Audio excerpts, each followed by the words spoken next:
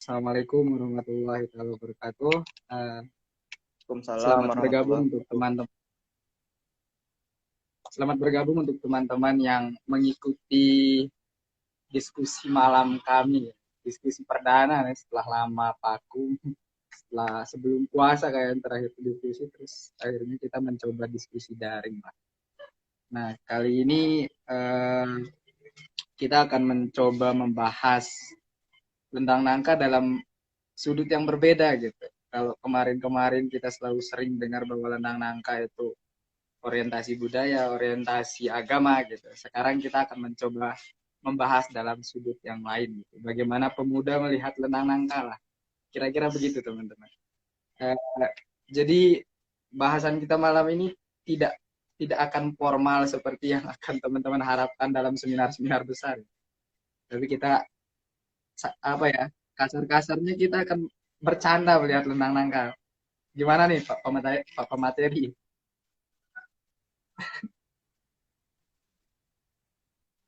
Jadi saya perkenalkan dulu nih bahwa pemateri kita ini atau apa pemantik kita untuk malam ini yang akan berbicara tentang Lentang Nangka adalah putra asli Lentang Nangka, putra terbaik tentunya. Kalau kata orang-orang yang sedang melakukan pildes sekarang, putra terbaik. Dia adalah Waduh, alumni, dia adalah alumni salah satu perguruan terbaik di Jogja, yaitu Universitas Gadjah Mada. Benar nggak ya? S S1 IKS ya? Iya nggak ya, War? S1 Sekian lah ya. pembangunan Oh, sosial pembangunan sama sosial. S1 S2 linier. Oh, Texas lagi. Hmm. Satu S2-nya Beda, pembangunan ya. Oh, bukan Texas ya? Pembangunan terus. Nah, lebih gini sih. makro eh, daripada Petrus. oh, lebih makro. Oke. Eh, jadi langsung saja ya daripada kita harus bertele-tele gitu. Mungkin kita akan banyak sharing atau diskusi sama teman-teman tentang bagaimana tentang nangka sekarang.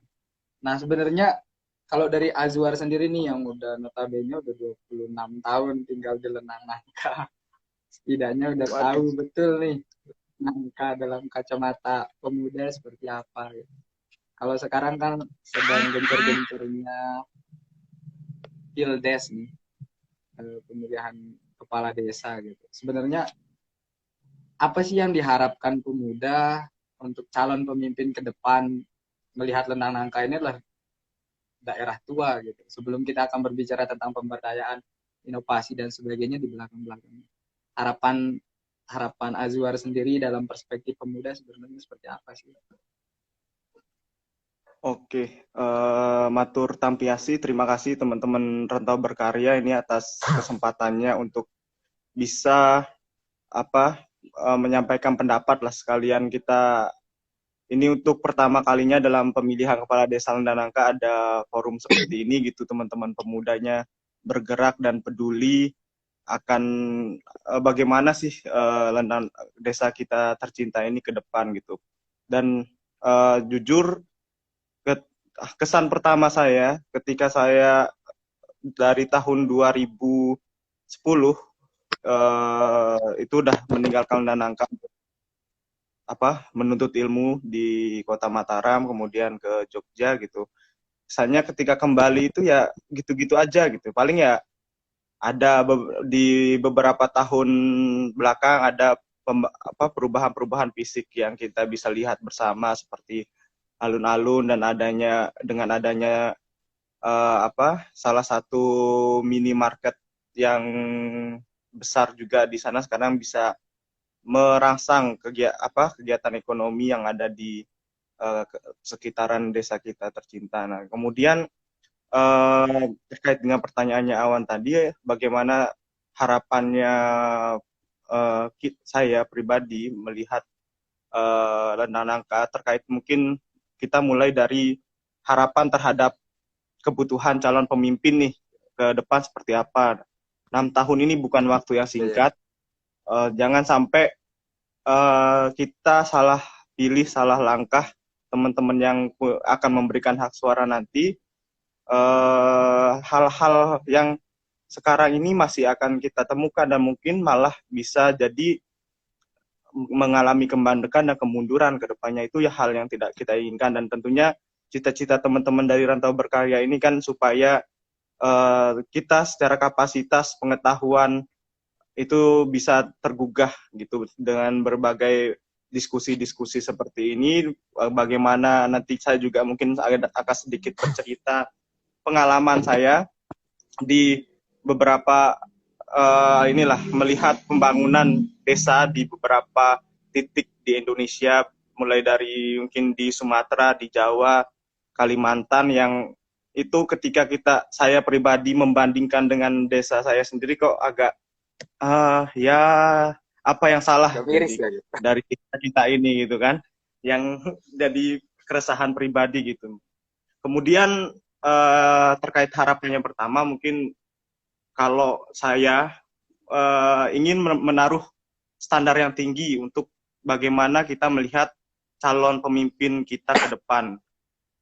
Yang pertama, kalau saya dari yang saya identifikasi, setidaknya ada 5 hal standar yang harus kita perhatikan bersama dari 5 calon yang ada gitu kan.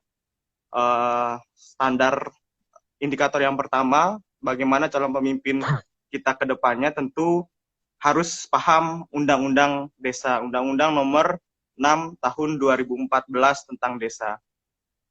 Karena ini adalah acuan utama pelaksanaan pembangunan di desa. Jadi intinya desain undang-undang desa itu adalah ingin mengembalikan bagaimana eksistensi desa, kemudian ada juga kategori desa adat, ada penguatan bagaimana kelembagaan di desa itu tertata kembali, kelembagaan-kelembagaan lokal yang mungkin di era Orde Baru dengan top down semua desa di Indonesia itu disamakan seperti konsep di Jawa. Ada beberapa struktur-struktur masyarakat, kelembagaan masyarakat yang hilang selama tahun 68 sampai dengan tahun 98, sampai mungkin dilanjutkan di masa reformasi sebelum undang-undang ini disahkan. Nah, dengan adanya undang-undang desa, harapannya lembaga-lembaga non formal yang ada di desa yang bisa membangun manusia desa itu bisa dikuatkan kembali. Kemudian undang-undang desa juga punya tujuan untuk menguatkan sumber ekonomi desa dengan diguyurnya dana desa 1 miliar per desa, bahkan di Jawa, Sumatera, dan Kalimantan itu jumlahnya lebih dari 1 miliar. Dan yang saya dengar di Lendanangka malah kurang gitu. Kebetulan almarhum ayah saya dulu juga salah satu pengurus LKMD namanya di Lendanangka. Dia bercerita bahwa dari dana desa yang didapat Lendanangka itu tidak lebih dari 700 sampai 800 juta setahun. Itu karena ada mekanisme pajak dan segala macam yang ada di kecamatan dan di tingkat kabupaten, itu yang menyebabkan. Tapi dana itu bukan sesuatu yang besar bagi desa untuk bisa termanfaatkan. Kemudian dana undang-undang desa juga mengarahkan bagaimana pembangunan desa itu bisa lebih tertata sesuai dengan aspirasi masyarakat yang ada di sekitar sana. Dan kemudian saya ini agak lama membahas undang-undang desa ini karena saya rasa ini hal yang penting gitu kan. Dalam undang-undang ini desa itu memiliki beberapa hak. Yang pertama, desa itu harus bisa mengatur dan mengurus kepentingan masyarakat berdasarkan usul adat istiadat dan nilai sosial budaya yang ada di masyarakat. Nah, yang menjadi menarik bagi desa kita di Lendanangka ini adalah kita mengklaim diri sebagai desa adat, desa tua, tapi sampai saat ini undang-undang desa berlaku dari tahun 2014 sampai sekarang status kita belum desa adat. Itu kan jadi pertanyaan yang besar. Desa, padahal mekanisme negara ini memungkinkan kita untuk mengklaim diri secara legal formal menjadi sebuah desa adat, tapi kenapa itu tidak dilakukan? Karena ketika ini bisa dilakukan dan digolkan Lendanangka berstatus sebagai desa adat, akan banyak benefit yang didapatkan secara materi, sosial, ekonomi, bahkan secara politiknya, politik kebijakannya itu akan sangat menguntungkan Desa Lentang Nangka ketika dia bisa diakui statusnya sebagai desa adat. Kemudian menetapkan kelembagaan desa, mulai dari lembaga pemerintah, lembaga keagamaan, lembaga apalagi yang lembaga kepemudaan, tentunya yang penting, yang itu jadi masalah kita sebenarnya di sana, pemudanya kurang bisa bergerak bersama. Kemudian undang-undang desa ini juga yang penting mengamanahkan desa untuk mempunyai hak untuk mendapatkan sumber pendapatan dengan adanya institusi bernama Badan Usaha Milik Desa. Nah, Badan Usaha Milik Desa, ya ini saya kasih perbandingan, saya pernah research di daerah Gunung Kidul, namanya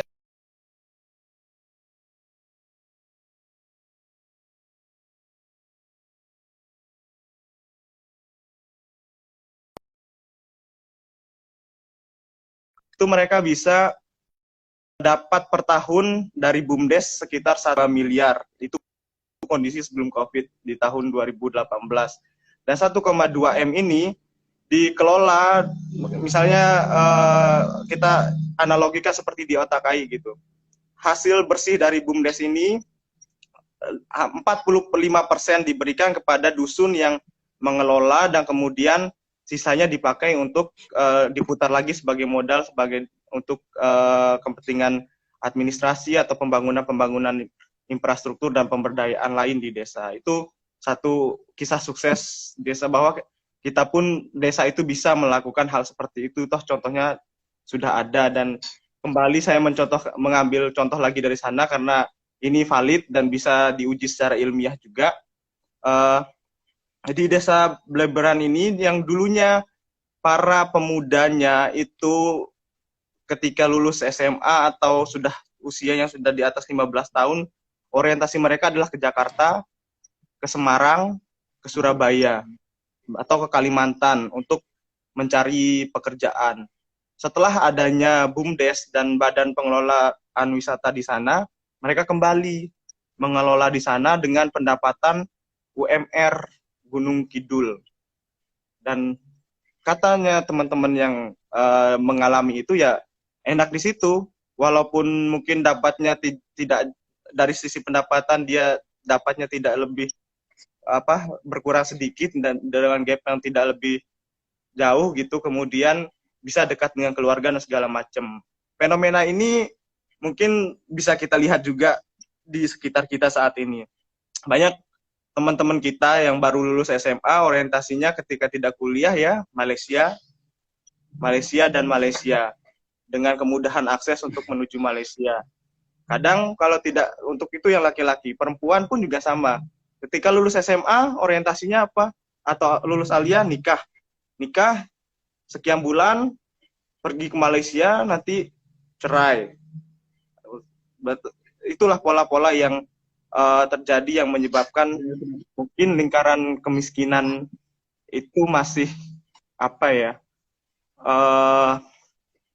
akan menjadi momok bagi kita di Lentang Nangka. Kemudian dalam pasal 26 sampai 47 di dalam Undang-Undang Desa itu ada hal-hal yang mengatur tentang bagaimana sih kewajiban kepala desa ini, bagaimana tupoksi yang diberikan dan wewenang yang diberikan kepada kepala desa. Nah, memang kalau dulu di Lentang Nangka, pemilihan kepala desa itu berdasarkan turunan, garis turunannya jero gede lah istilahnya, kemudian turun dan tapi ketika zaman sudah berubah dan kita terikat oleh negara, makanya akan sekarang ada mekanisme pemilihan secara langsung yang kalau tidak salah mulai dari 2002 kalau tidak salah sampai sekarang kita melakukan pemilihan langsung.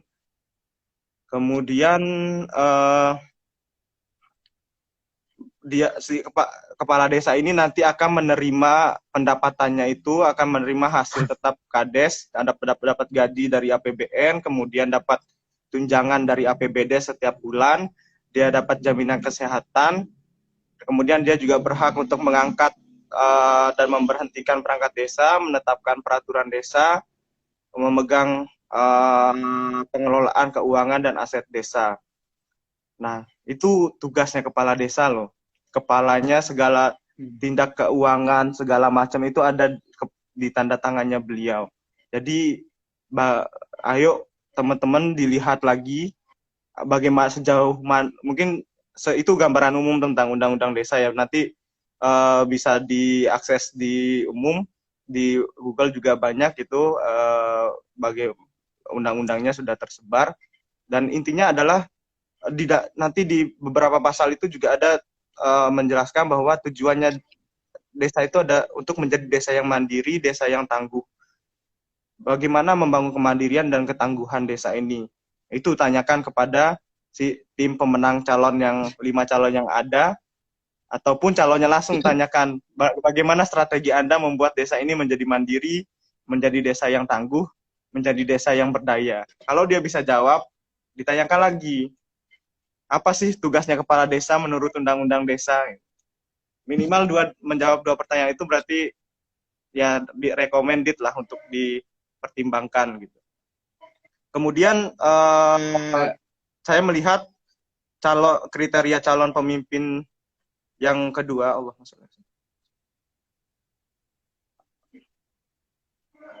bagaimana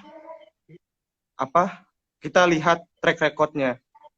Yang penting karena track record itu kalau secara teorinya ada namanya konsep habitus, itu teori sosial post struktural lah. Saya tidak akan mengatakan itu, tapi intinya habitus itu adalah sistem kognitif, afeksi, dan apalah istilahnya yang ada di dalam dirinya seseorang itu yang ditentukan oleh pengalamannya dia. Bagaimana 5 calon yang ada ini, apakah mereka mempunyai track record kepemimpinan? Lihat bagaimana mereka memimpin keluarga yang pertama. Kalau Rasulullah mengajarkan kita untuk mencari pemimpin, lihat bagaimana pemimpin dirinya yang pertama, tentu skala dirinya sendiri. Pemimpin ini apakah sudah selesai dengan dirinya sendiri atau belum? Selesai secara ekonomi, selesai secara lahiriah dan batiniahnya, zahirnya seperti apa, itu yang harus teman-teman lihat. Kemudian yang kedua, bagaimana dia memimpin keluarganya, track record dia memimpin keluarganya, apakah keluarganya harmonis atau tidak. Karena logiknya keluarga ini adalah medan kepemimpinan yang sangat mikro. Ketika dia tidak bisa mengelola hal yang kecil saja, bagaimana dia akan mengelola orang banyak dan emosinya orang banyak gitu. Ditambah pendapat keinginannya orang itu banyak sekali. Kemudian lihat bagaimana kehidupan sosialnya di tingkat RT, di tingkat dusun. Apakah jangan lihat 2-3 bulan terakhir ya, lihat kalau bisa kita lihat 5 bulan ke belakang gitu. Seperti apa mereka bermasyarakat di dusun, apa kontribusi yang sudah mereka berikan, apakah mereka terbuka, pikiran-pikiran mereka seperti apa, dan ketika mereka sudah misal diamanahi sebagai pemimpin di skala yang mikro, di skala RT, ataupun dusun, ataupun memimpin lembaga-lembaga yang lain yang ada di desa, bagaimana sih hasil capaian kepemimpinannya mereka gitu. Apakah ada masalah, ataukah berhasil, ataukah ini karakternya, pasti teman-teman akan lihat. Itu yang kriteria yang kedua, bagaimana kita melihat track record dari si calon kepala desa kita ini. Kemudian ini standar saya ketiga, agak berat. Bagaimana kita bisa melihat si pemimpin calon kepala desa kita ini dalam berpikirnya itu dia merdeka. Merdeka dalam artian punya pendirian, bukan berarti dia otoriter, tapi dia harus punya ketegasan dalam berpikir. Setidaknya dia kalau kata Pramudia Anantatur dalam Bumi Manusia yang sangat keren itu sebenarnya kalau menurut saya, seorang terpelajar itu harus berlaku adil sejak dari dalam pikiran.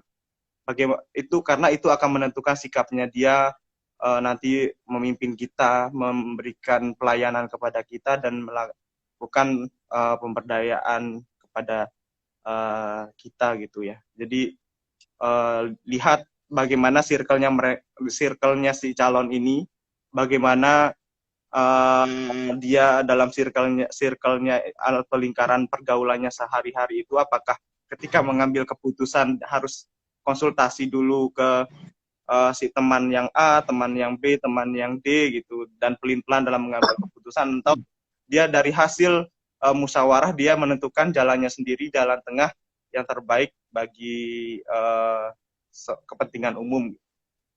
Kemudian indikator yang keempat,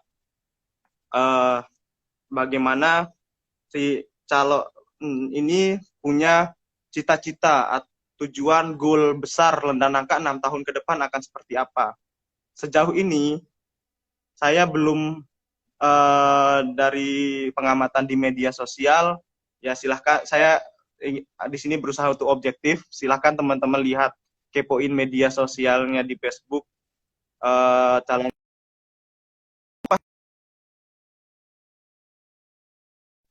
6 tahun ke depan Lendanangka itu akan seperti apa, apakah mereka sudah punya gambaran atau belum. Kalau belum, berarti patut dipertanyakan, dia belum siap untuk mencalonkan dirinya, dia belum selesai dengan dirinya. Karena ketika kita punya tujuan, otomatis dia akan menyusun langkah anak tangga kecil per tahun, step by step, untuk bisa mencapai tujuannya Lendanangka 6 tahun ke depan akan seperti apa. Misal Lendanangka 6 tahun ke depan desa adat berbasis desa wisata yang terdigitalisasi gitu. Bagaimana cara setidaknya dia punya impian, dan itu kita tuntut untuk bagaimana cara langkahnya untuk mencapai tujuan-tujuan tersebut. Kemana anggaran itu, pos-pos anggaran akan diberikan, bagaimana strateginya, infrastruktur pendukung bermanfaat apa yang dibangun, sehingga 6 tahun ke depan mungkin kita sudah bahagia sebagai warga Lendanangka gitu dengan capaian desa kita. Terus yang kelima, terakhir, ya ini kan masih berbicara pemimpin yang dibutuhkan gitu ya, dari tornya teman-teman. Yang kelima adalah kemampuan, hal yang penting bagi seorang pemimpin adalah bagaimana kemampuan dia meresolusi konflik. Resolusi konflik itu artinya menyelesaikan permasalahan-permasalahan yang ada di masyarakat. Bullshit kalau kehidupan desa itu akan adem ayem ke 6 tahun ke depan gitu. Jadi pasti akan ada konflik kepentingan di sana. Konflik kepentingan ini latar belakangnya bermacam-macam, dan tugasnya kepala desa sebagai orang tertua, orang yang dituakan dan pemimpin adalah berdiri di tengah, melakukan resolusi konflik. Baik itu dengan metode mediasi, arbitrasi dan segala macamnya, ya dia harus paham dan punya kemampuan untuk resolusi konflik gitu. Terus itu mungkin pandangan terkait bagaimana saya pribadi menetapkan standar untuk calon kepala desa yang ideal menurut pandangan saya. Saya kembalikan ke moderator dulu karena kepanjangan. Gini nih, ada yang menarik sebenarnya. Kalau tadi dibicarakan bahwa ada poin-poin penting yang harus dipenuhi oleh pemimpin. Misalnya salah satunya strateginya harus jelas, terus habitusnya harus diperhatikan. Bukan saja 3 bulan terakhir, tetapi sebelum-sebelumnya juga harus diperhatikan. Sampai berpikir merdeka, sampai terakhir tentang resolusi konfliknya gitu. Tapi gini yang menarik, masalah cita-cita gitu ya. Tadi dibahas bahwa, oh iya, pemimpin tuh harus memiliki cita-cita. Paling tidak lah kalau bahasa politiknya harus punya visi misi gitu. Ya kan, harus punya visi misi. Nah, sekarang memang kita melakukan sedikit riset kecil-kecilan sih. Ini cuma apa ya, kalau kasar-kasarnya mungkin ini belum dikatakan riset, tapi kita mencoba menggali data dari beberapa kandidat yang memang benar kata Azwar bahwa belum ada yang secara lugas menyampaikan visi misi mereka apa nih ke depan 6 bulan yang 6 tahun yang akan datang, visi misi mereka apa gitu. Alasan logis mereka tidak menyampaikan itu karena oh ya karena ada jadwal nih dari panitia bahwa 5 hari sebelum pemilihan baru di sana akan disampaikan visi misi. Kan itu satu pandangan yang apa ya, terlalu kolot gitu. Harus ngikutin tor dari panitia menyampaikan visi misi 5 hari sebelum pemilihan. Terus kita bagaimana memandang dia gitu. Kan setidaknya nih, kalau kita sebagai pemilih cerdas harus punya narasi yang jelas nih pemimpin itu visi misinya seperti apa. Kalaupun ada nih, mungkin ada satu dua calon yang punya visi misi, tapi kita nggak berani jamin apakah itu keluar dari pikiran dia sendiri atau apa. Artinya kan dia tidak memiliki berpikir merdeka. Jangan-jangan di sana gitu. Bagaimana nih Azwar melihat apa ya, fenomena-fenomena sosial semacam ini di tengah arus politik kita yang sangat lumayan menghabiskan dana gitu. Lumayan 40% anggaran kita harus terkuras di demokrasi kali ini. Nah, harapannya kan dengan adanya kita hasilnya kita di sini bisa membangun wacana lah di masyarakat.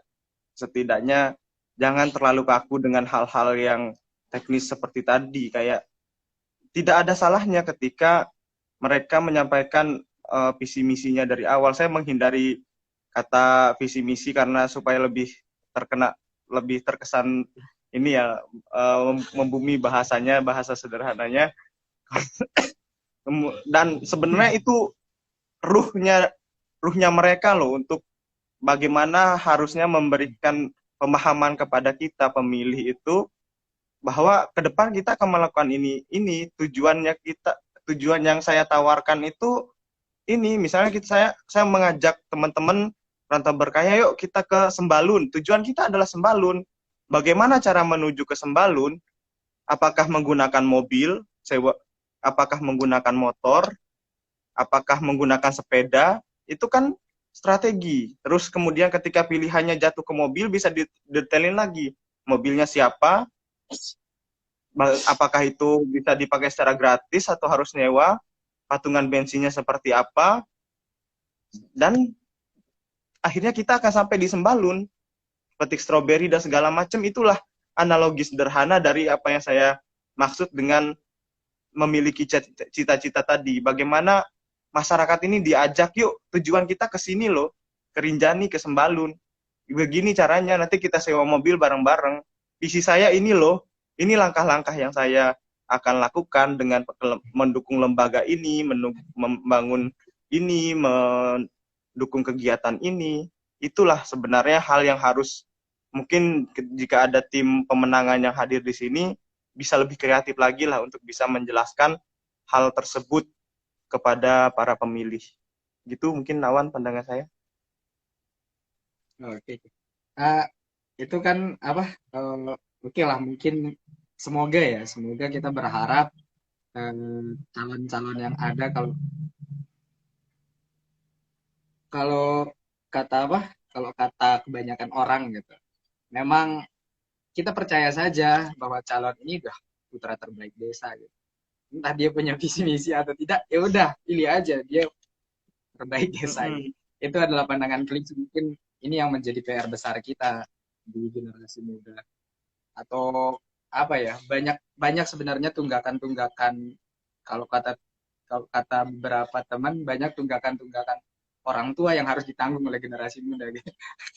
Nah, berlanjut nih Mar, untuk masalah bagaimana nih melihat dalam perspektif pemuda nih, bahwa sebenarnya desa kita kan memiliki beberapa tiang-tiang yang kokoh gitu. Misalnya kita lihat pesantren kita sangat kokoh banget. Terus pariwisata kita juga kita lihatlah dari beberapa track record atau sejarah-sejarah tentang Lendang Nangka, pariwisatanya tidak bisa dipandang sebelah mata gitu.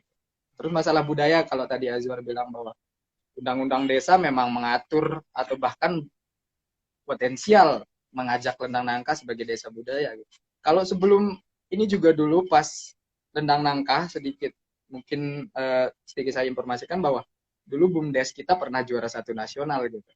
Nah di sana pas penobatan itu, Gubernur NTB sebelumnya pernah mengatakan gini, bahwa Lentang Nangka ini diproyeksikan sebagai desa budaya kedua setelah Desa Sade. Tapi kita nggak tahu nih proyeksi itu di follow up oleh pemerintahan kita atau gimana. Saya juga masih mempertanyakan itu sebenarnya. Mungkin akan ada forum-forum seperti ini yang ada di desa, kita akhirnya bisa berbincang-bincang tentang itu.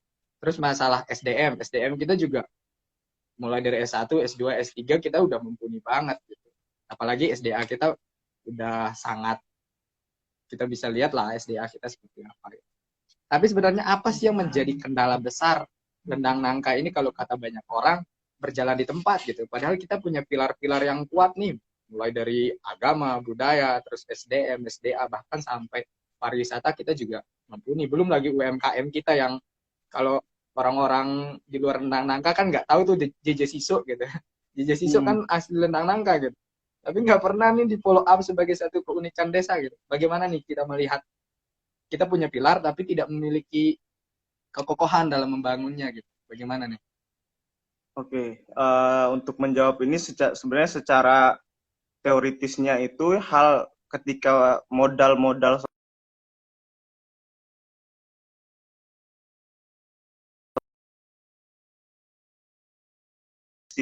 siapa yang akan mengorganisir secara helikopter view potensi-potensi yang ada, baik potensi alam, potensi SDM, maupun potensi yang ada di desa kita ini, yang akan kalau apa ya, yang akan mengarahkan ini ke sini itu siapa ya? Pemimpin.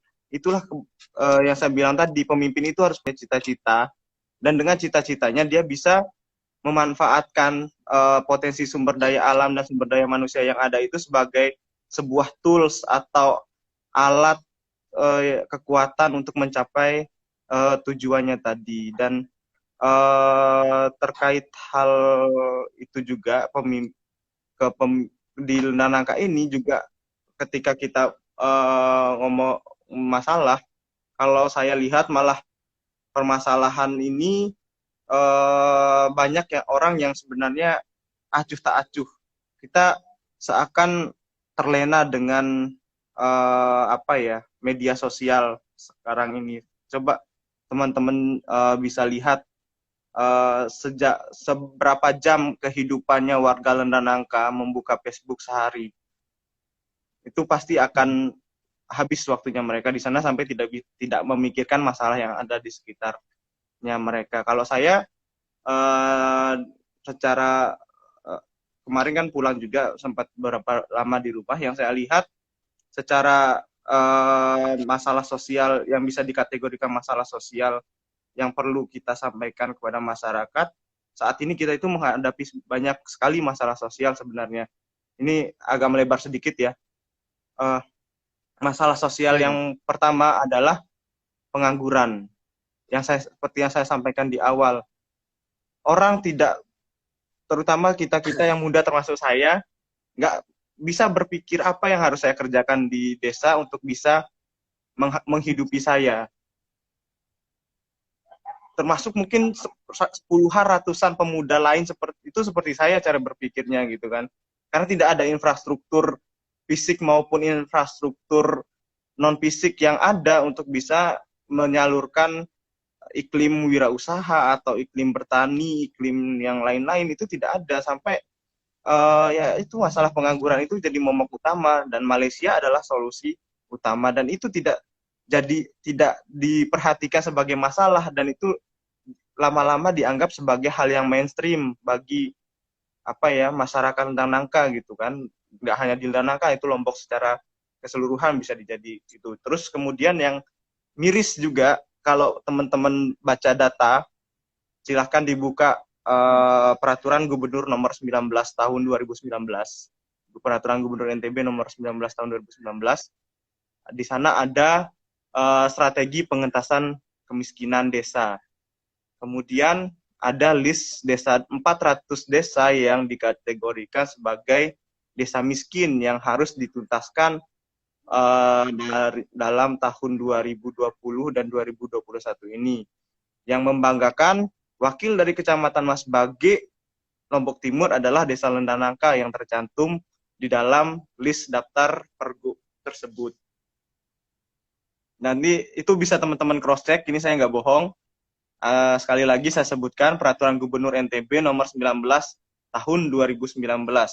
Halamannya sekitar halaman 400-an, 40-an kalau nggak 42 atau nggak 52 gitu, saya lupa tepat halamannya.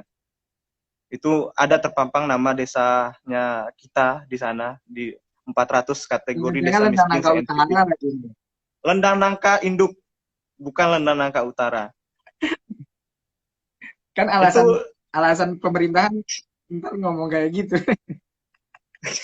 ya tapi yang saya lihat di dokumen resmi ditandatangani sama Gubernur NTB dengan cap Gubernur NTB seperti itu.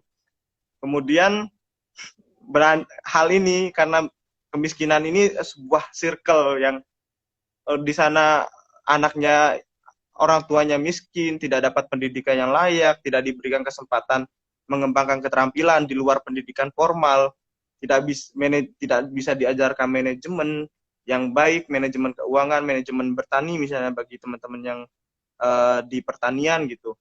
Dan otomatis dia akan mengikuti lingkaran ini dan PR-nya adalah pemerintah bagaimana mengeluarkan orang dari lingkaran ini, setidaknya anaknya itu bisa keluar dari putaran lingkaran kemiskinan ini.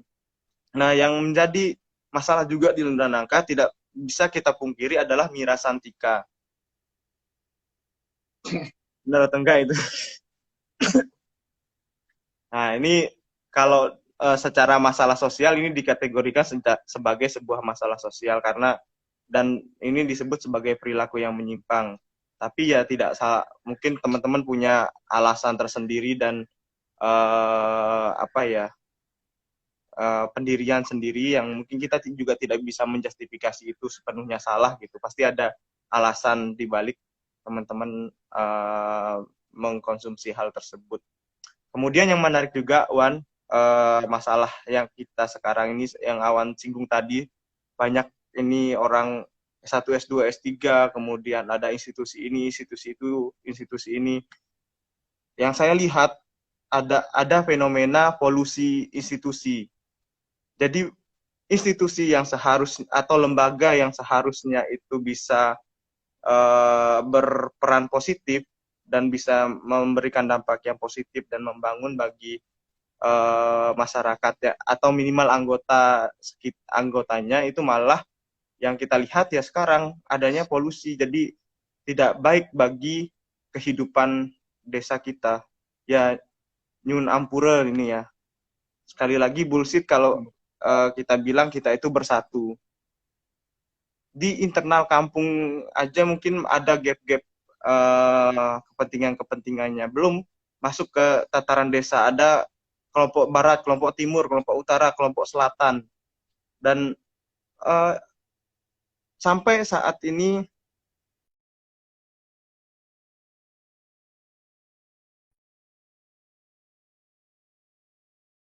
nyatanya dari polusi institusi yang terjadi di desa kita. Sebenarnya pengelolaan OTK itu bisa dikelola secara baik dan benar ketika semua orang duduk dan berkumpul bersama, semua pandangan keluh kesahnya itu dikeluarkan, kita cari jalan terbaik, petakan potensi-potensi yang ada, tunjuk PIC atau penanggung jawab.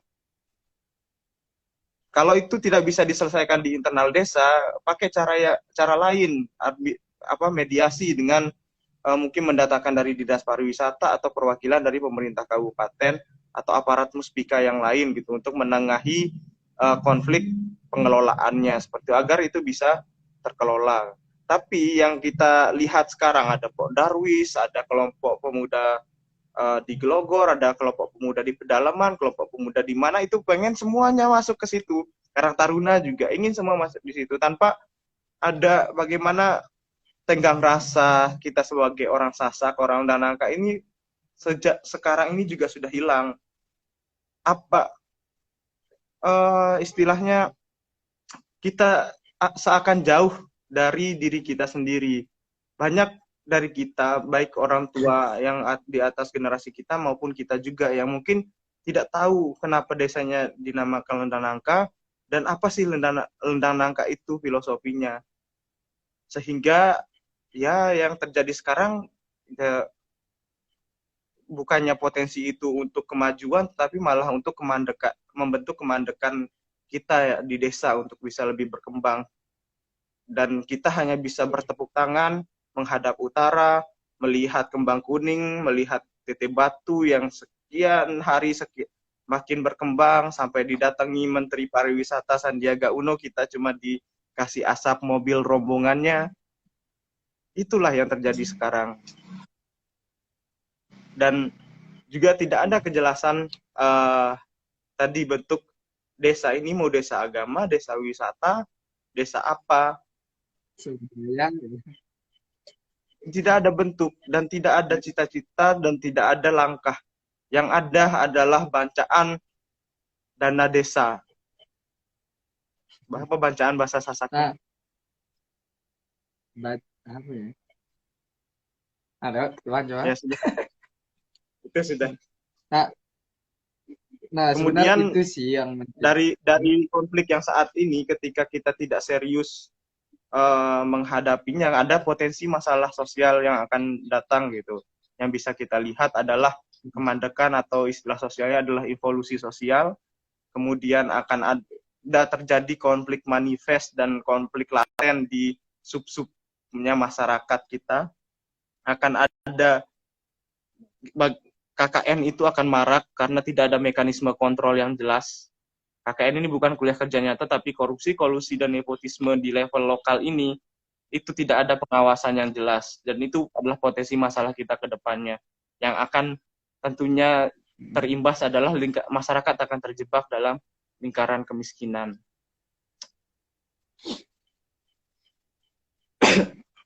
Nah, ini nih sebelum kita jawab beberapa pertanyaan dari teman-teman. Tapi ini juga nih War, tadi disinggung masalah Karang Taruna, terus Tutuk Darus dan sebagainya. Tapi kemarin saya juga berkesempatan gitu, ikut di forum Karang Taruna Lombok Timur gitu. Di beberapa desa itu presentasi nih bahwa ada satu desa yang alokasi anggaran untuk generasi mudanya bahkan sampai 100 juta gitu per tahunnya.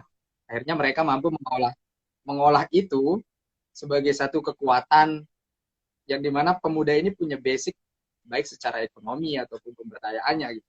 Pasti kayak gitu. Nah, sedangkan di Lentang Nangka nih, kita punya uang 5 juta dianggarkan per tahun dengan beberapa kegiatan yang kita bisa sebut nih, kegiatan pemuda atau Karang Taruna yang dihandle oleh Karang Taruna lumayan banyak. Misalnya kayak 17 Agustus, terus beberapa ritual-ritual keagamaan yang notabene harus diambil ini dari uang kayak gitu gitu.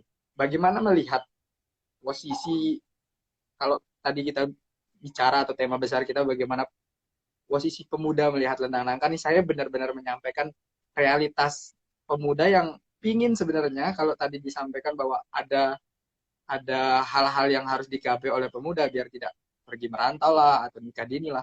Tapi di sisi lain desa acuh gitu, melihat itu kalau kasar-kasarnya pemuda ini hanya garda terdepan yang difungsikan secara power aja, misalnya, atau sederhananya kita lihat ilustrasi sederhana aja, begawe gitu. Kan generasi muda ini fungsinya cuma untuk apa ya, membawa dulang gitu, disajikan ke orang-orang tua gitu. Itu fungsi-fungsinya. Dia tidak memiliki tempat duduk yang strategis hingga akhirnya bisa berbicara gitu. Bagaimana nih melihat apa ya? Kasar-kasarnya itu udah menjadi satu fenomena sosial yang ada di kita dan diakui gitu sebagai satu keniscayaan yang harus kita jalankan. Bagaimana melihat itu? Nah, Kalau ini tadi lagi. berbicara tentang Nah, terkait yang tadi, mungkin kita juga generasi di atas kita ini juga apa ya, terlalu meremehkan mungkin kesannya ya. Mas senioritas itu masih sangat-sangat berlaku di tempat kita gitu, karena bagaimana sebenarnya hal ini bisa terkikis adalah pembuktian. Kita, teman-teman yang ada di rumah ini harus bisa membuktikan diri gitu. termasuk saya dan teman-teman ya yang merantau ke Jogja, yang omongannya orang di kampung kita itu luar biasa, ngapain sekolah-sekolah jauh-jauh, padahal kayak di sini tidak ada sekolah aja, atau disuruh nyangkul aja gitu kan, ngabisin duit orang tua aja gitu kan. Kesan-kesan seperti inilah yang apa ya, yang saya bilang tadi, sudah tidak ada saling asah dan saling asuh yang terjadi di tengah masyarakat kita. Ini kenapa bisa terjadi? Karena ya saya pernah menulis di Facebook, saya bisa di trace, itu ada judulnya kayaknya modernisasi apa gitu. Modernisasi tanpa nilai. Jadi seakan kita mengikuti tren modern ini, tapi nilai-nilai kehidupan Papu Balok kita itu sudah tidak dijaga gitu, dan malah akan terkesan terkikis dan hilang ketika itu tidak dibangunkan kembali dari tata sikap, tata tutur kata, bagaimana bahasa halus itu juga sudah mulai tergantikan dengan yang lebih sering kita dengar keluar gitu kan, ketimbang pelungguh, tiang sami dan segala macam, termasuk generasi di bawah kita nih yang mungkin apa ya, lama-kelamaan juga dari sisi bahasa halus itu akan hilang, dan itu adalah ciri khasnya Lendanangka yang harus dijaga. Kemudian bagaimana sikap, nah ini berkaitan dengan yang Awan tanyakan, ada yang menurut saya sikap Lendang Nangka. Kenapa Lendang Nangka? Jadi yang saya tahu dari sumber yang bisa dipertanggungjawabkan lah, Lendang Nangka itu adalah sebuah penghormatan, adalah gambaran untuk sikap orang-orang yang ada di desa itu yang teduh mendeduhkan, seperti pohon nangka kokoh berdiri, lebar daunnya, lebar pohonnya, memberikan buah, memberikan manfaat kepada orang-orang yang ada di sekitarnya. Daun jatuh berguguran, jadilah dia pupuk. Itulah orang Nangka yang bermanfaat, yang teduh, yang sopan, yang santun, yang berbudi luhur. Makanya orang sungkan untuk menyebut nama dulu, makanya dianalogikan dengan nangka, pohon nangka. Pohon nangka ini sangat bermanfaat, sangat arif, sangat bijak, dan itu orang-orang di desa ini memiliki sifat-sifat tersebut. Makanya orang itu menyebut istilah Lendang Nangka, ladangnya orang-orang baik, arif dan bijak. Itulah sebenarnya warisan budaya yang mungkin karena ini juga yang pertama yang hilang juga di masyarakat kita adalah tutur bercerita. Sekarang generasi muda kita sudah disibukkan dengan handphone masing-masing. Jadi cerita Papu Baloknya, cerita tentang folklore dan segala macamnya itu sudah hilang. Nah, tugas desa juga untuk menjaga ini. Mungkin itu. Apakah sudah bisa terjawab? Kalau tadi kan sejarah tentang kan dibahas sebagai ladangnya orang baik. Kalau sekarang kira-kira ladangnya apa nih? Ada. Poloh alam bisa, saya tidak berani menjawab. Masih ladang nangka, tapi pupuknya kurang. Ladang nangka. Jadi tidak. Makanya nggak berbuah. Jadi hanya bisa menghasilkan kotoran. Oke nih, kita ada beberapa pertanyaan dari teman-teman yang mungkin perlu kita bahas. Pertama nih, hampir sama sebenarnya pertanyaan pertama sama kedua, tapi kita coba bahas jadi satu pertanyaan. Gimana nih pandangan Side terkait tentang dinasti politik di Lendang Nangka gitu? Bahwa kita tahu Lendang Nangka secara historis dipimpin oleh ya satu trust lah, itu pertama. Terus kedua, kita tahu bahwa sekarang ini mentalitas pemilih kita itu jauh daripada yang seharusnya gitu. Kalau saya membayangkan peta demokrasi itu pemilihan cerdas gitu. Tapi kalau sekarang kan kedekatan emosional mana yang paling dekat, itu yang akan kita pilih. Kalau tadi kita bahas cita-cita, dia mau punya cita-cita atau tidak, ya udah. Yang penting kita punya kedekatan emosional, kita harus pilih gitu. Kira-kira kayak gitu nih. Bagaimana melihat itu gitu sebelum kita bahas beberapa pertanyaan lagi. Gimana nih Yang ya, dua pertanyaan pertanyaan itu dulu lah. yang pertanyaan pertama mungkin ini jebakan bagi saya ya. Saya juga sebenarnya bingung menjawabnya karena takut nanti terkesan tidak objektif dalam apa ya menjawabnya, karena mungkin saya bagian dari dinasti tersebut ya, yang dahulu-dahulunya gitu. Tapi eh, yang coba ingin saya katakan bahwa dinasti-dinasti sebelumnya itu diangkat secara apa ya, diberikan legitimasi oleh masyarakat secara mutlak, bukan melalui pemilihan. Kemudian Iya sih.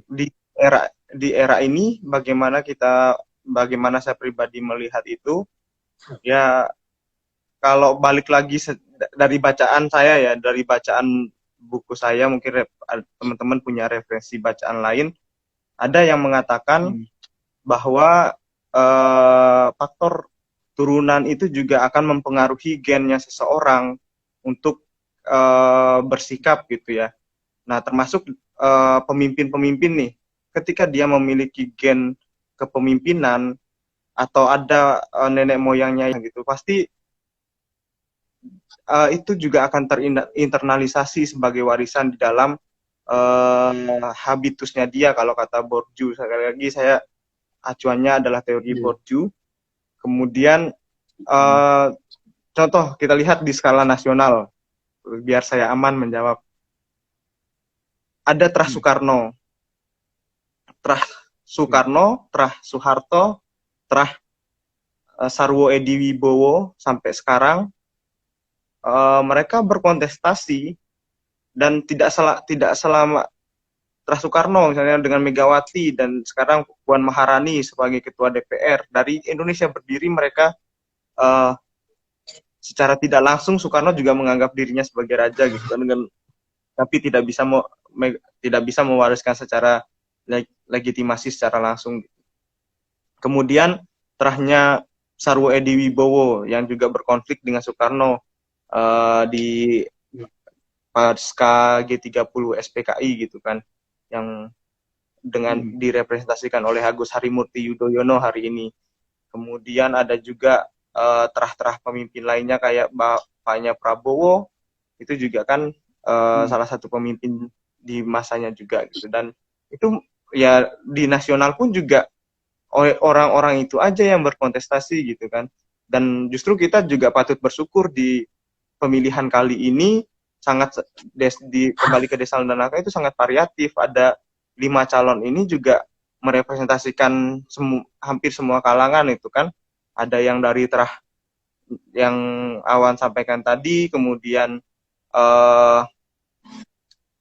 lalu ada 2 lalu gitu kan, kemudian ada dari Kampung Bahagia, ada yang dari mewakili bagian utara juga 2 orang gitu. Nah, ini kan sebuah hal yang sebenarnya bisa, kalau secara indeks demokrasinya bisa dibilang ada kemajuan lah dengan adanya teman-teman di utara yang ikut mencalonkan diri. Kemudian juga di Lendanangka sekarang terah yang terbangun tidak hanya terah yang dahulunya memimpin Lendanangka gitu kan. Ada kekuatan-kekuatan politik baru yang muncul dengan adanya institusi pesantren yang ada di utara, itu juga memberikan pengaruh politik secara langsung dan tidak langsung yang sangat jelas terhadap kehidupan kita bermasyarakat. Kemudian ada lagi terah-terahnya para pendatang yang datang ke Lendanangka juga dengan kekuatan ekonominya, mereka juga memiliki pengaruh gitu. Dan sekali lagi, power atau kekuasaan itu baik asal dilakukan dengan tujuan yang baik.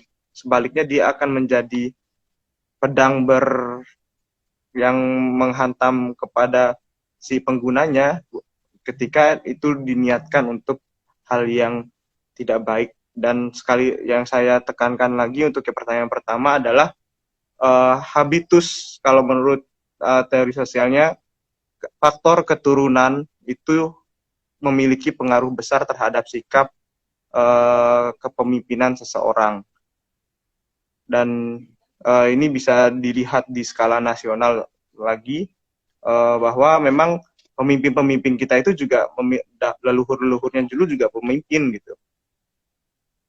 Kemudian pertanyaan yang kedua terkait masyarakat kita yang lebih mementingkan hubungan emosional ketimbang rasional dalam melakukan menentukan pilihan gitu ya.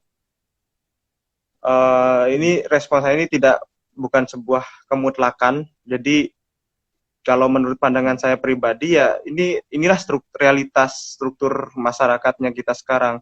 Tugasnya teman-teman rantau berkarya adalah bagaimana kita mencerdaskan atau istilahnya memberi pandangan baru yang lebih halus kepada masyarakat atau pemilih kita supaya lebih objektif lagi dalam melihat desa kita. Jangan hanya masalah hubungan emosional, nanti desa kita malah akan semakin tenggelam menjadi penontonnya Titik Batu dan Kembang Kuning. Dengan ketika kita bisa menyeleksi yang terbaik dari yang baik, calon-calon yang baik ini, yang memang benar-benar punya cita-cita dan langkah nyata dan strategi untuk bisa mencapai cita-citanya, bukan sekedar angan biasa. Kenapa tidak kita berikan kesempatan kepada mereka gitu kan? Ataupun ya itulah. Nah, ada pertanyaan yang ini sebenarnya merujuk pada siapa gitu, tapi nggak apa-apa. Saya coba bacakan pertanyaan. Sejauh mana latar belakang apa? Kok di chatnya nggak ada? Ada di komen nih, di komen-komen. Oh iya, siap. Ini udah atas mungkin, tapi ini dikontrol oleh teman-teman, jadi masih stay saya lihat. Ini juga saya lihat di laptop. Nah, jadi pertanyaannya gini, Mas. Ini teman saya ini kok udah ikutan ini. Orang jauh ini. Siapa ini? Siti Maisarah ini? Riau ini. Orang Riau ini. Halo, Mai. Gak apa-apa, tapi kayaknya menarik juga sebenarnya mengukur intelektual pemuda desa dalam mengembangkan desa itu kayaknya menarik. Tapi saya juga bingung sebenarnya harus diukur oleh generasi muda atau generasi tua yang akan mengukurnya. Tapi nggak apa-apa lah, kita coba bahas tentang itu juga nggak masalah. Sejauh mana sebenarnya latar belakang intelektual pemuda desa dalam mengembangkan desa, baik dalam SDA atau SDM yang sekarang ini gitu. Mungkin Azwar bisa paparkan pengalaman melihat fenomena-fenomena yang ada lah, mungkin saya bisa tambahkan sedikit. Ini berarti latar belakang pendidikan kadesnya ya? Tadi sebenarnya pertamanya dia latar belakang kades, tapi sekarang intelektual pemudanya nih dalam ikut serta berpartisipasi dalam membangun desa gitu. Kayaknya menarik juga tuh mengukur intelektual pemuda. Tapi gini Warni, sedikit saya tambahkan nih. Kemarin saya mencoba cross check ke desa gitu. Ada nggak sih statistik desa yang mengukur berapa banyak orang yang kuliah, berapa banyak orang yang putus sekolah sampai SD, SMA, SMP gitu. Itu belum ada nih data yang real di desa gitu. Artinya kan kita nggak bisa memetakan berapa potensial yang harus digerakkan ke kiri atau ke kanan gitu. Itu menjadi satu PR pendataan desa yang memang kacau menurut saya akhir-akhir ini. Itu bagaimana nih? Makanya saya mengukur intelektual pemuda ini kayaknya berat juga. Kalau tadi kita paparkan di awal misalnya sarjana kita lumayan banyak di desa. Tapi ujung-ujungnya karena tidak dikasih peluang atau tidak dikasih ruang untuk mengaplikasikan apa yang sudah didapat, minggat gitu semua. Nah, bagaimana melihat kalau kasar-kasarnya patriotismenya di desa. Ini generasi muda gimana nih? Setelah mereka berjaya keluar, keluar, keluar. Gimana nih? Oh, yang ini mungkin ya. Yang pertama menjawab ini Mbak Siti luar biasa. Orang kota Pekanbaru loh ikut pengen tahu tentang Lentang Nangka loh, luar biasa. Sorry ya Mai. Uh, latar terbelakang pendidikan ini tentunya akan mempengaruhi bagaimana logik. Yang pertama akan mempengaruhi bagaimana penalarannya, bagaimana dia membangun logika berpikir, dan tentunya akan mempengaruhi bagaimana dia bersikap, menyikapi masalah yang ada, menyikapi sajian potensi dan masalah yang ada untuk pengembangan SDM dan SDA di tempatnya. Dan dengan latar belakang pendidikan itu juga sebenarnya bagi saya sangat berpengaruh gitu terhadap kualitas kepemimpinannya seseorang gitu. Contohnya di Desa Panggung Harjo di Bantul gitu, dengan kampung Mataramannya. Beliau seorang apoteker dari salah satu universitas terbaik juga di Jogja yang turun jadi kepala desa. Kemudian banyak juga di tempat lain para intelektual, orang-orang S2, S3 juga turun jadi kepala desa, dan ternyata ya buktinya mereka lebih maju daripada yang sebelumnya gitu. Dari awan tadi terkait dengan intelektualitas pemuda, ngukurnya seperti apa, bingung juga cara ngukurnya seperti apa. Tapi jangan sampai dengan kita banyaknya sarjana yang ada di desa kita malah, karena itu akan menjadi tidak dimanfaatkan dengan optimal gitu. Misalnya sarjana pertanian ya diberikan wadah lah bagaimana membangun pertanian yang ramah lingkungan, misalnya yang berbeda dari yang lain, yang bisa meningkatkan kualitas panen. Tapi ya seperti itulah, tidak ada pikiran untuk mengurusi hal-hal seperti itu yang saya lihat sejauh ini di desa kita gitu. Dan sebenarnya ketika potensi pemuda dan sarjana kita ini harus kita organisir dalam satu wadah. Ya wadahnya ya harapannya Awan ini memimpin Karang Taruna ke depan bisa minimal warisannya adalah resolusi konflik yang ada di internal pemudanya Lentang ini terselesaikan dulu, konflik baik yang laten maupun manifest itu udah kita dudukan dulu. Ayo bicara desa ini mau kita bawa kemana, karena kalau kita menunggu orang tua untuk bergerak ya seperti ya teman-teman nilai sendirilah bagaimana hasilnya. Banyak contoh yang desa wisata, desa adat yang berkembang di daerah-daerah luar itu malah diinisiasi dan dikembangkan oleh teman-teman pemudanya.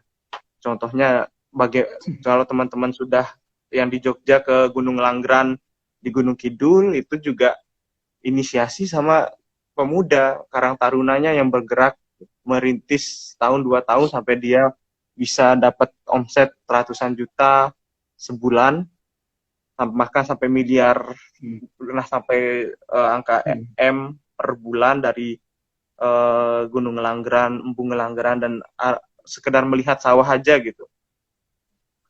Dan ya itu lagi, hal itu menurut saya yang bisa mengukur adalah kita sendiri, karena banyak sarjana yang tidak surjana, banyak sarjana yang hanya sekedar memikirkan diri tetapi tidak bisa memahami hakikatnya sebagai sarjana untuk melakukan pendidikan, penelitian, dan pengabdian kepada masyarakat yang sesungguhnya. Gitu. Oke, Wargi. Oke. Mungkin itu semoga terjawab ya dari Mbak siapa tadi, Mbak Siti Maisarah. Mungkin bisa sekalian main-main ke Lentang Nangka lah, kelompok, biar kita bisa mungkin studi banding dari sananya, atau Azwar mungkin bisa sharing-sharing pengalaman di sana. Mungkin di lain waktu kita akan bicara tentang konsep pemberdayaan yang ada di Riau, mungkin bisa diterapkan di sini. Nah, ini juga Warnit, terkait tentang lingkungan yang ada di Lendang Nangka atau eh, air kita kan, mata air kita sebagai satu sumber mata air bisa dikatakan terbesar di Lombok Timur gitu. Tapi Mm-mm. sekarang lumayan lumayan memiliki apa ya, manajemen yang kacau balau gitu, walaupun kemarin dinobatkan sebagai BUMDes terbaik karena airnya, tapi di sisi lain sekarang kita lihat fenomena-fenomena yang merusak justru. Mulai di literci, penggalian batu dan tanah yang ada di atas, persis atas mata air itu, bagaimana nih melihat fenomena itu gitu. Apakah ada, kan kemarin ada penutupan tuh dari LH, tapi di cuma beberapa hari tuh kayak formalitas aja, dan sekarang udah mulai dibangun gitu.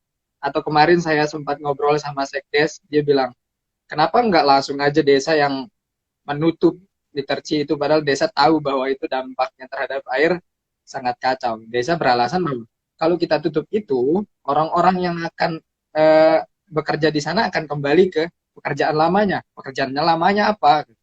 Ya mencari rezeki di malam. Artinya kan dia akan kembali kebiasaan-kebiasaan buruknya. Itu yang dikhawatirkan gitu. Ya saya tawarkan konsep aja pemberdayaan yang layak, atau seperti apa, mungkin pemateri punya pandangan tersendiri tentang itu. Oke, yang pertama eh masalah lingkungan tadi. Sekali lagi saya tekankan bahwa kita itu tidak mengenal diri kita, sudah menganggap apa yang dilakukan oleh leluhur-leluhur kita itu adalah kuno dan tidak reliable dengan apa bahasa ininya, tidak sesuai lah dengan zaman sekarang gitu. Makanya eh, wawasan-wawasan apa lingkungan yang padahal orang tua kita dulu adalah orang-orang yang sangat menjaga lingkungan itu. Bagaimana lingkungan, hubungan hablum minallah, hablum minan nas, dan hablum minal alam.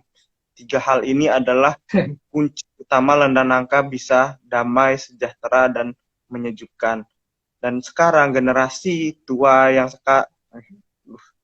orasi saya jadinya emosi. Ya intinya Santai-santai.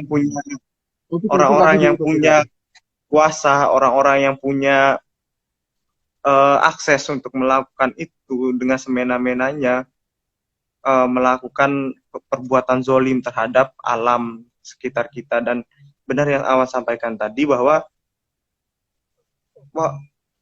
mereka tidak bisa berpikir panjang, yang mereka lihat hanyalah uang, uang dan uang.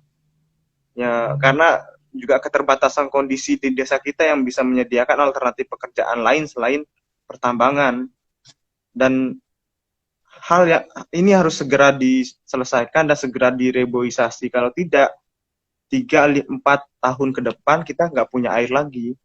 Karena sumber mata air itu diendapkan di sana, dan batu-batuan itulah yang sebenarnya memproses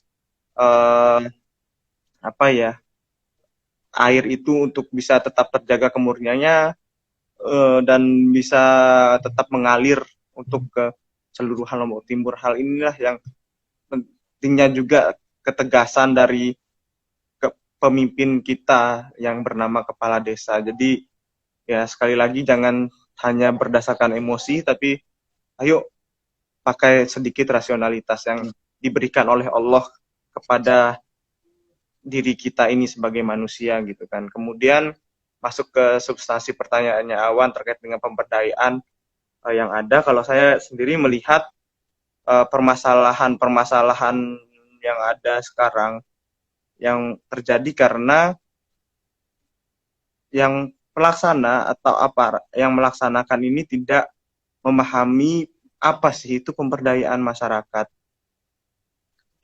Dana dana desa hampir 90% itu ke infrastruktur. Oke, untuk yang Lendanangka di bagian utara, bukan Lendanangka utara tapi Lendanangka induk yang di bagian utara memang butuh untuk dibangunkan infrastruktur. Tapi di bagian selatan, hal yang perlu diperlukan adalah pemberdayaan masyarakat. Dan bagaimana dana desa ini harus bisa berkeadilan. Menurut perspektif saya, adil itu adalah ketika misalnya 55% untuk infrastruktur di utara, 45% untuk, atau inilah 35% untuk pemberdayaan masyarakat secara umum di kawasan selatan dari Glogor ke sini, kemudian 10%-nya itu untuk pemuda. Itu sudah ideal kalau menurut saya, angka 10% itu dari dana desa. Dan teman-teman, harapannya, kalau harapan saya, dengan dana dukungan dari dana desa 10% itu, teman-teman pemuda ini bisa mengembangkan event desa. Dari 1 tahun itu maksimal adakan 3 event besar misalnya, dengan persiapan 4 bulan per baik itu kegiatan agama, adat, musik, segala macam, festival, bebas. Kemudian bagaimana dana ini juga bisa dikembangkan untuk pengembangan kapasitas, keterampilan, skill, soft skill, misalnya desainer, editing video, vlogging, jasa-jasa yang berbau kekinian gitulah.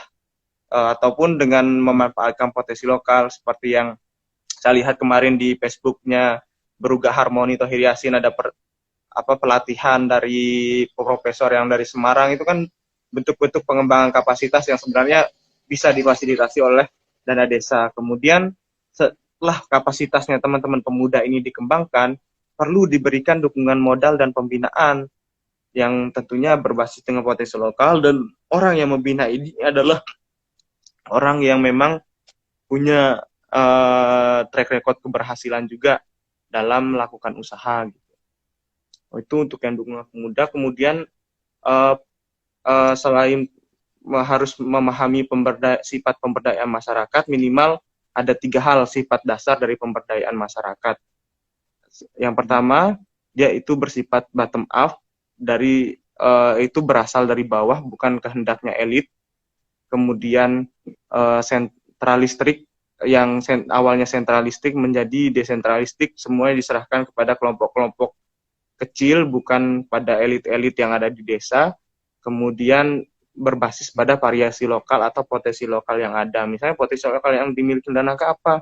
Jajasiso dan berbagai macam jajanan lainnya seperti buras dan segala macam yang itu tidak ada di desa lain, tapi tidak termanage dengan baik dan tidak di market, tidak bisa di packaging dengan baik, akhirnya tidak bisa termarketing dengan secara baik gitu. Padahal kenapa dia tidak membuat hal sederhana saja, pusat oleh-oleh Danangka. Itu bagaimana kita branding yang benar-benar branding, sampai ngadain konsultan mungkin ya. Jadi orang itu akan datang ke Danangka untuk membeli oleh-oleh dan menikmati minimal ya sawah-sawahnya Danangka gitu. Ya itulah hal-hal pikiran-pikiran gila yang sebenarnya bisa saja direalisasikan, tapi susah bagi orang-orang yang sangat-sangat pragmatis terhadap kehidupannya, yang hanya pagi bangun, ngopi, dan ya lingkaran di situ saja tanpa pernah melihat dunia luar untuk bisa dalam satu frame berpikir seperti itu. Dan ya hal yang bisa saya tawarkan untuk kegiatan inovasi dan pemberdayaan banyak sebenarnya yang di pikiran saya. Yang pertama tentu otak AI. Otak AI ini seperti yang saya disampaikan di awal, mau diapakan dulu, itu PR-nya. Terus pengelolanya siapa? Apakah teman-teman pemuda Glogor atau dari teman-teman di selatan, atau berkolaborasi nih, pola mana yang baik? Misalnya teman-teman di sana buat untuk kebersihan dan segala macam, dibuatkan wahana, dibuatkan skema camping dan segala macam, kayak di Jogja lah, kayak di desa-desa wisata di Jogja kan ada paket outbound dan segala macam. Nah itu tinggal bagaimana membaginya, perlu duduk bersama gitu. Kemudian perlu adanya, sebelum melakukan pemberdayaan, Danangka ini perlu dipetakan klaster pertanian, klaster peternakan, klaster UMKM, klaster apalagi yang bisa klaster wisata mungkin bisa, sama klaster adat dan klaster wisata religius gitu kan, itu hal-hal yang sederhana gitu tapi tidak dilakukan. Yang kedua, terus selain itu juga yang harus diselesaikan adalah bagaimana pemberdayaan dan pengelolaan sampah. Bagaimana sampah ini dikelola secara integratif dan sampah organik bisa digunakan untuk pertanian dan peternakan, perikanan. Kemudian sampah-sampah non-organik itu bisa dimanfaatkan sebagai hiasan kah, apakah hiasan tembok dan segala macam. Kayak misalnya kalau teman-teman pernah ke Malang di Kampung Warnajo Dipan, itu kan temboknya menggunakan botol yang diisi tanah, kemudian dihias-hiasi tutup botol dan segala macam, jadi semua termanfaatkan. Itu yang bisa. Kemudian juga yang perlu teman-teman catat, Lendang Nangka itu memiliki area pertanian yang paling luas sekecamatan Masbagi. Dan ini yang harus sebenarnya dimanfaatkan, bagaimana selain variasi penanamannya, jangan hanya padi, tapi juga perlu tanaman-tanaman hortikultura dan tanaman-tanaman toga ya, yang menunjang nanti dari toga ini selain dijual mentah juga bisa dibuat minuman-minuman herbal tradisional yang mungkin orang-orang kita dulu itu punya ramuannya dan sekarang sudah hilang, dan dengan adanya teknologi sekarang sangat memungkinkan untuk itu dijadikan bubuk dan dijadikan dengan bahan yang ada bisa lebih awet gitu.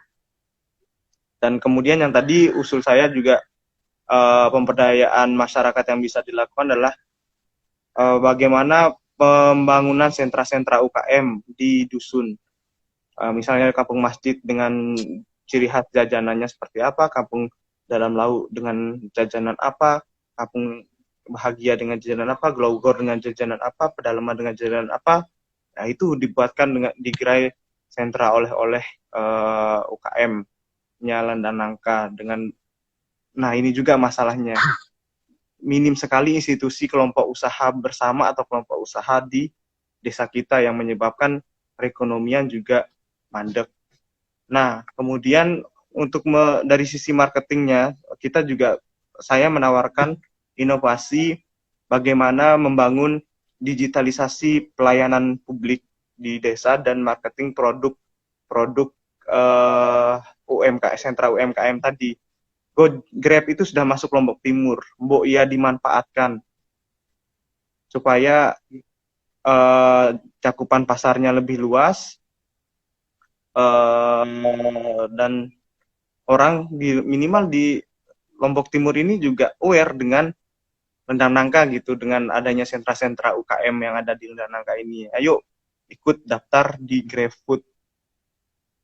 Mungkin nanti teman-teman bisa mendampingi. Jangan hanya kalau kita buka Grab di Lendang Nangka itu isinya makanan-makanan Mas Bage, makanan-makanan Aimel, makanan selong, nggak ada makanan Lendang Nangka di sana. Nah, itulah PR-nya teman-teman. Baik itu makanan basah, warung, ataupun yang lain itu bisa dimanfaatkan di situ juga. Kemudian perlu juga kita membangun sebuah impian saya ya, yang coba saya realisasikan di tempat saya kerja sekarang di pendampingan masyarakat. Dulu saya bercita-cita punya impian bagaimana membangun sebuah creative hub yang menjadi sentra kegiatan pemuda di sana untuk berdiskusi masalah-masalah pengembangan masyarakatnya ada di sekitarnya gitu, dan kita bisa bangun apa nih dengan keterampilan-keterampilan tadi dengan dukungan-dukungan yang saya sampaikan kan, ada segala macamnya, dan di sana pelatihan dilakukan, memodal ketemu dengan pelaksana di sana, dan itu akan menjadi hal yang pertama di Lombok Timur. Dan ketika Lendang Nangka punya creative hub sendiri dengan konsep, dan yang saya laksanakan di sini, saya coba merealisasikan itu dengan membangun satu creative hub dan membangun kelompok usaha berbasis digitalisasi seperti Gojek Mini lah, yang cakupannya di 2 kecamatan, dan teman-teman pemuda yang bermitra dengan tempat kami di sini putaran uangnya itu untuk komoditas pertanian saja sudah bisa di level 3 jutaan dalam 1 minggu perputaran uangnya. Ini sebuah capaian yang ya coba kita tingkatkan dan minimal kami pertahankan lah di sini gitu. Kemudian yang tidak kalah menariknya, kita punya potensi juga di Berugak Harmoni Thohir Yasin. Bagaimana itu juga bisa terkonekkan, bukan hanya teman-teman pemuda Thohir Yasin yang bisa belajar di sana, tapi pemuda-pemuda yang berminat untuk belajar bertani bisa ditampung di sana gitu kan. Kemudian kita juga punya Gedeng Kedaton. Bagaimana Gedeng Kedaton ini difasilitasi punya tempat pertunjukan sendiri yang bukan hanya untuk Gedeng Kedaton tapi untuk masyarakat Lembah Nangka gitu. Konsepnya kayak Ramayana Ballet, tempatnya bisa terbuka, hanya berlatar belakang sawah, itu akan menarik wisatawan. Kayak tari kecak Bali kan, ya yang dilihat tarian-tarian dan ya itu kita punya potensi untuk itu. Tinggal pemimpin kita nanti mau melaksanakan dan kita sendiri sebagai pemuda penggerak dan ruhnya desa ini mau bergerak atau tidak.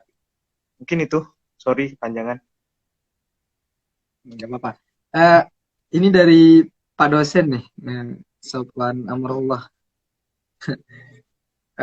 Kalau tadi kan kita bicara tentang planning project ke depan.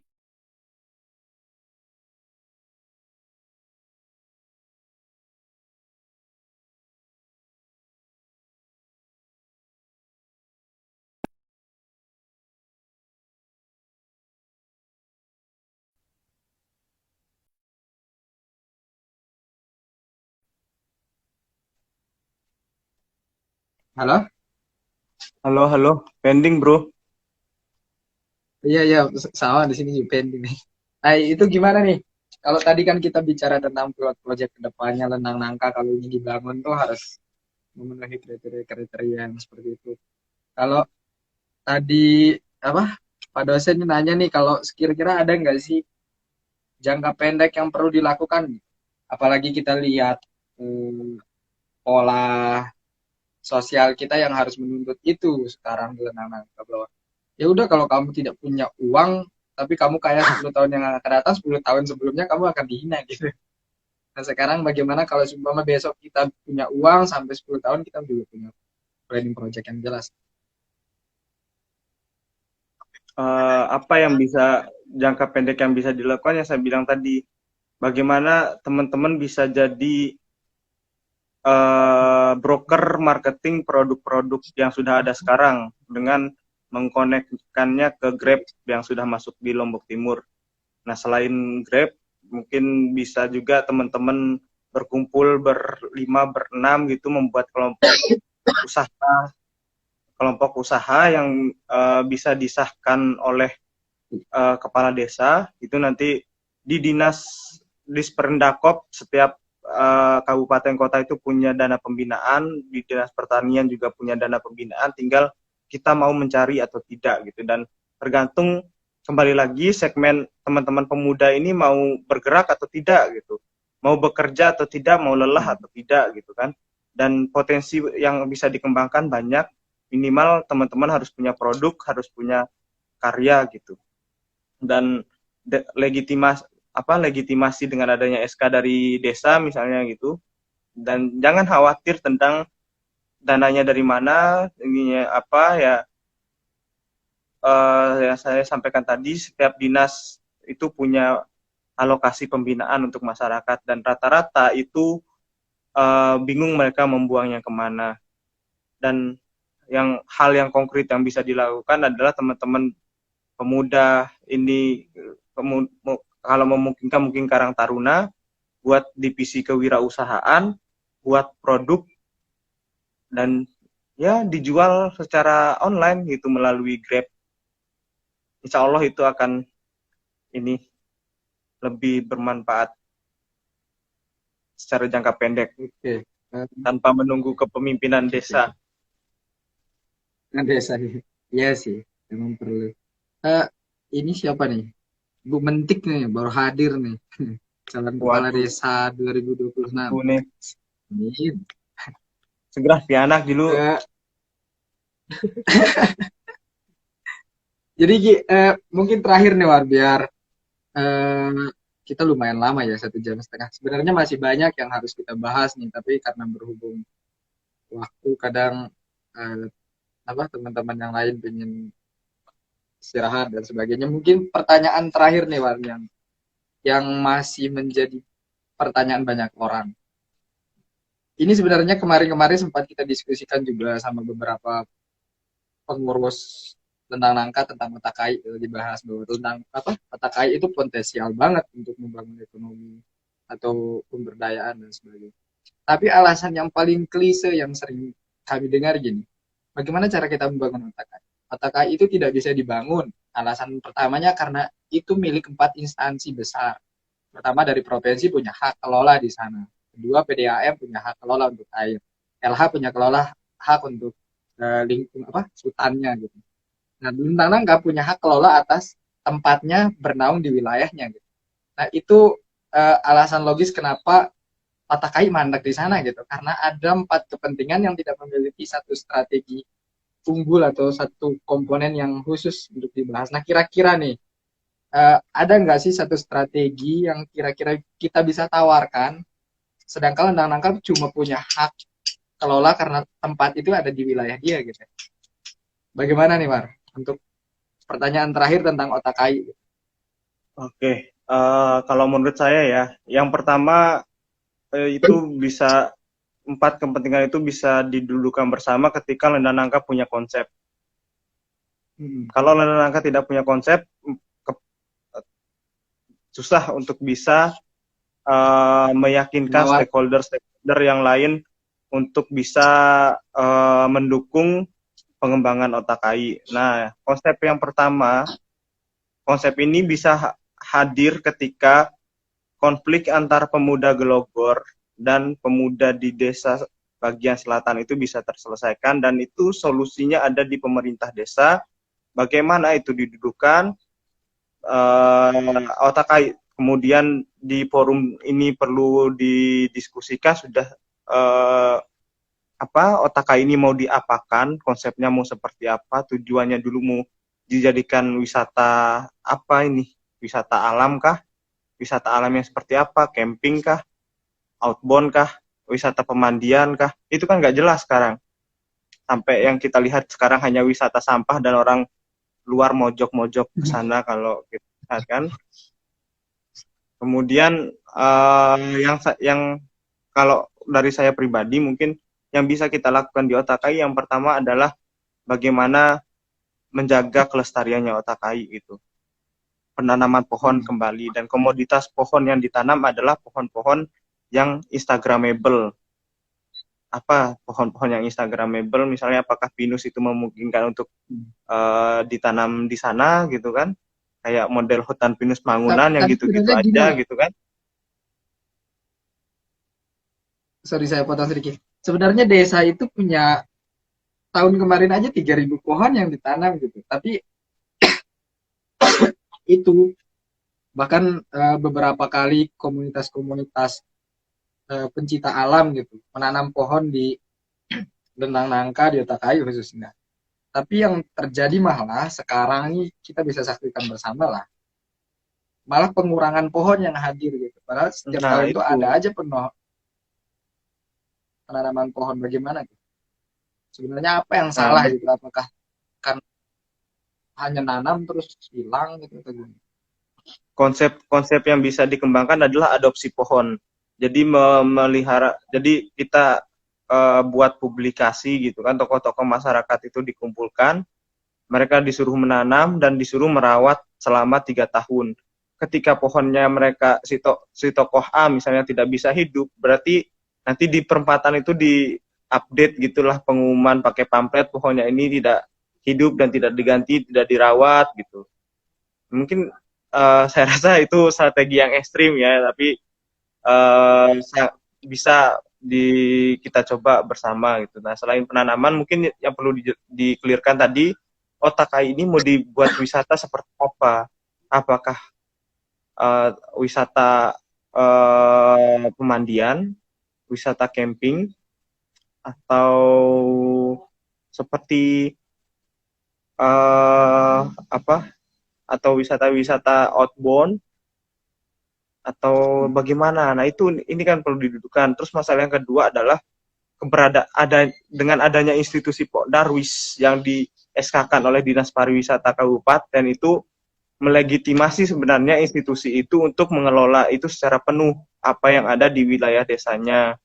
Nah, bagaimana si Darwis ini juga bisa bergerak, itu kan harus difasilitasi sama desa juga. Dan ketika kepentingan-kepentingan itu bisa didudukan, konsepnya ada, PIC-nya siapa, pengelolanya siapa, SO apa, secara ditandatangani di atas materai 10.000 lah misalnya, atau 6.000 gitu kan, baru itu dikomunikasikan ke kecamatan, kecamatan nanti dikomunikasikan ke kabupaten, dan nanti dari kabupaten, pemerintah Kabupaten Lombok Timur yang akan menjadi fasilitator pertemuan 4 kepentingan ini dengan penawaran konsep dari Lenamka itu. Mungkin itu untuk saat ini ya, dengan yang sesingkat ini yang bisa terpikir.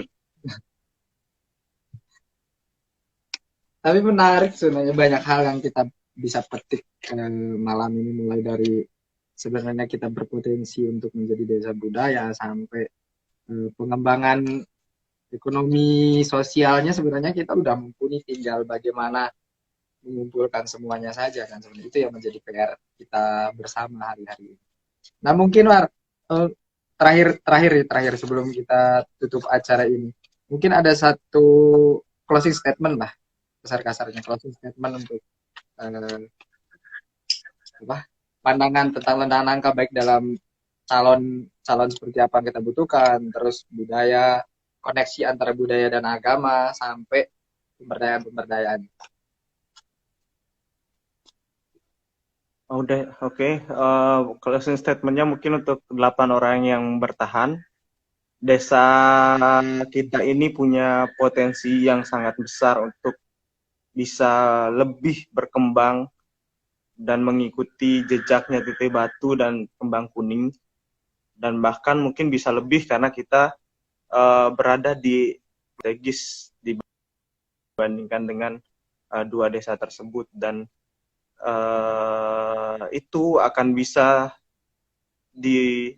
tercapai dan terkelola dengan baik ketika teman-teman bisa memakai rasionalitasnya dalam memilih kepala desa pada Pilkades tahun ini gitu. Jadi kesampingkanlah sisi emosionalitasnya ke teman-teman, dan lihat minimal kita harus punya standar tinggi ya, minimal standar tinggi yang bisa saya tetapkan ada 5 hal yang saya sampaikan di awal.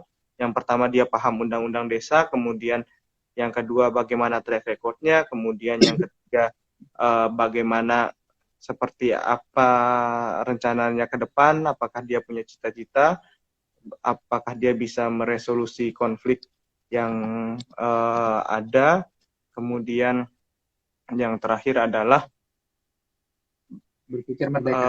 Apakah ya berpikir merdeka, tidak ada intervensi dari kepentingan-kepentingan lain yang bisa mempengaruhi dia. Mungkin sekian. Terima kasih sekali lagi, semangat buat teman-teman yang ada di Lendang Nangka. Tugasnya intelektual adalah melakukan pencerdasan terhadap lingkungan sekitarnya, dan teman-teman Natal berkarya sejak di Jogja. Tidak hanya saya juga sering ikut diskusi, beberapa kali ikut diskusinya teman-teman Natal berkarya. Bagi orang tua yang hadir di sini, anak Anda benar-benar belajar di sana, benar-benar bukan hanya untuk main-main menikmati indahnya Jogja dan segala kenangan yang ada. Mungkin itu. Terima kasih. Terima kasih atas sanjungan. Waalaikumsalam. Jadi teman-teman yang masih bertahan 10 orang ini, diskusi malam ini kita akhiri tanpa memberikan kesimpulan, karena biasanya teman-teman Rantau Berkarya setiap kali diskusi tidak pernah memberikan kesimpulan. Kenapa demikian? Mungkin karena kita menganggap semua orang punya perspektif sendiri melihat satu pembahasan, jadi kita mencoba membiarkan siapa saja boleh menyimpulkan, asalkan kita udah mengarahkan tor pembicaraan kita kemana. Mungkin semoga acara ini bermanfaat lah untuk saya pribadi sebagai pembantu acara ini, terus pada teman-teman dan semua orang yang mendengarkan ini. Kalau yang tidak ikut live di sini mungkin bisa disaksikan di YouTube-nya Rantau Berkarya, akan dipublish besok mungkin. Kurang lebihnya saya mohon maaf, baik dalam mungkin salah kata maupun salah tingkah selama selama memandu acara ini. Terima kasih juga atas pemateri yang menyempatkan waktunya yang udah termakan hampir 2 jam ini, kita sita waktunya untuk ngobrol-ngobrol tentang nangka. Oke, terima kasih semuanya. Semoga kita bisa bertemu di kesempatan diskusi-diskusi selanjutnya. Kalau tadi ada yang pesan coba diskusi dengan calon-calon, semoga kita bisa diskusi dengan calon-calon. Biasa kita coba lobby-lobby, mungkin ada teman-teman yang akan setuju. Oke, terima kasih. Assalamualaikum warahmatullahi wabarakatuh. Apa? Kalau perlu dibedah nanti di Rantau Berkarya tuh calon-calonnya.